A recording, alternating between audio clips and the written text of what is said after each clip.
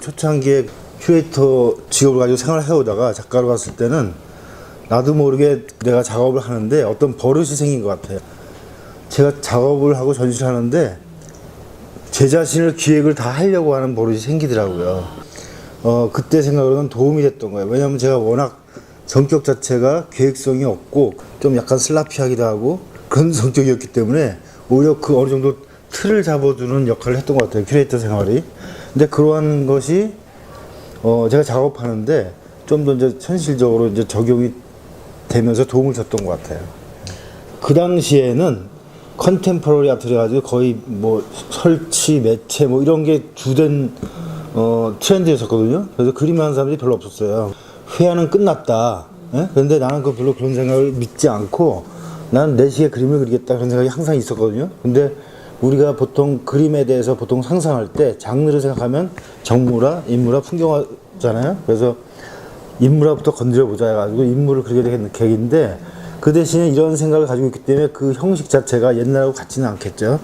나만의 어떤 새로운 방식 커졌던 이유는 보통 장르 형식으로서의 인물화는 실제 사이즈와 가깝잖아요. 사이즈가 커지면은 그걸 인물로 볼 수는 없잖아요. 어떤 인물의 형식을 이용한 어떤 다른 거 그런 거기 때문에 그런 의도가 있었던 것 같아요. 사실 그 형식은 큐레이터 말 그만두려고 생각했을 때부터 생각했던 거거든요. 척 클로즈 같은 경우는 내가 학창시절에 공부한 바로는 약간 모더니스트의 끝물 같다는 느낌이었어요. 그러니까 그 사람 그 이론 자체가 테크놀로지와 그 페인팅과의 관계에서 어떤 굉장히 기계적인 걸 강조하면서 작가의 주관이나 이런 걸 굉장히 자제하잖아요. 표현력을.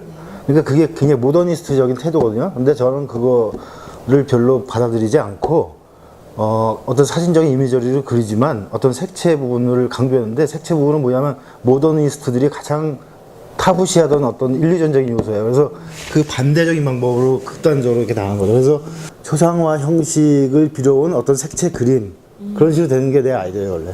거기에 어떤 아이러니가 있는데 단조로는 한 가지 색조의 그림이지만은 그걸 그리기 위해서 내가 물감을 준비하는 거는 대충 다소해서 10가지 정도의 같은 계열의 색일 뿐이에요. 그러니까 물리적으로 봐도 결국에는 파란색 물감으로 파란색을 그린다라는 어떤 재미있는 문구가 되거든요. 그 자체가 굉장히 아이러니가 생기죠. 그래서 그 말만 따지고 보면은 인물 자체의 어떤 이미지나 이런 거는 그렇게 중요하지가 않게 되죠. 트렌드로 유행하는 게 아이덴티티 뭐 이런 말이었어요, 미술에서. 근데 저는 아이덴티티 별로 그 아이디어에 동감하지 않고 비아이덴티티적인 거에 오히려 관심이 많았기 때문에 어떤 인물의 포즈나 모델을 동일한 어떤 포맷을 내가 만든 거예요. 사회적으로 통용되는 패스트푸드 왜 포맷 있잖아요. 그거를 그대로 적용시킨 거죠. 작업의 중점 어떤 주제적인 어떤 이미지 부분이 얼굴이에요, 얼굴.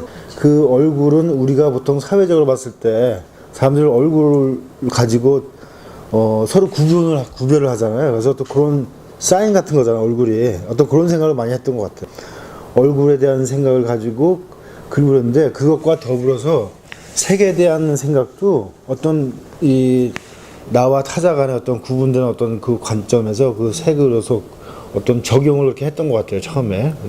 어떤 특정 컬러는 이 사람하고 뭔가 분위기상 어울릴 것 같다라고 하는 그런 걸 했는데 그 어울릴 것 같다라고 하는 건 굉장히 주관적이거든요. 이 사람은 빨간색 같다. 그러면 이 사람에 대한 내 기억 속에 빨간색에 관한 에피소드들이 많이 들어가 있죠. 그런 의미에서 색을 그런 식으로 정한 거죠. 그래서 대체적으로 모델들은 내가 잘 아는 사람에서 선택한 이유가 그런 나한테 색에 대한 리마인드를 많이 시켜주기 때문에 전혀 모르는 사람은 안 하고 거의 다 아는 사람들. 큐레이터니까 아무래도 이미지를 많이 접하잖아요. 그래서 그 엽서를 보면서 내가 그거를 이제 해체하는 어떤 버릇이 있었어요. 그 이미지가 가지고 있는 거기에 형태라는 거 구애받지 않고 컬러만 분석해가지고 스트라이프로 정리하는 그 취미를 나도 모르게 만들게 되더라고요. 점점 더 이렇게 양도 많아지고 그 다음에 좀 더 생각을 더 하게 되고 그러면서 미술사에 있는 이미지, 명화나 여러 가지 있다면서 그런 작업들을 했었죠. 예. 볼 세잔느가 어떤 색을 많이 썼는가, 고갱이 어떤 색을 많이 썼는가, 뭐 이런 게 비학구적인 방법으로서 그런 게 영향을 주는 것 같죠. 이렇게. 거기서 명화에서 색을 따오고 하는 그런 거는 개념적으로 생각하는 버릇이 있어가지고 어떤 컨텍스트 그런 걸 형성하기 위해서 인위적으로 의도적으로 가져온 경우도 많이 있었죠. 그러니까. 컬러 스터디 작업을 할 때 여러 가지 명화나 그 이미지를 다뤘을 때 그 컬러 분석한 거는 색채를 연구하는 작업인데 그게 일종의 나 자신의 어떤 색채 코드를 위한 밑 작업이었던 거죠. 그래서 그 코드화된 나의 그 색채의 어떤 띠들을 갖다가 내가 그림을 만들 때마다 그게 적용이 되는데 인물화를 할 때는 그 중에 어떤 색이 적용이 되지만 그 적용된 한 가지 색조의 그 색 자체가 단순히 그 코드만 그 색만 얘기하는 게 아니라 그 색 속에 포함되어 있는 담겨져 있는 어떤 에피소드나 여러 가지 상황들 그런 걸 함축하는 어떤 그런 역할 기능들을 했던 거죠. 그러니까 내가 편리상 만들어낸 코드를 적용시키면서 내 기억에 도움이 될 수 있는 어떤 그런 역할을 한 것 같아요. 그 당시 내가 그 컬러에 대한 생각은 커노테이션의 하나의 그 시그널 같은 어떤 그런 느낌으로 했던 거죠. 그러니까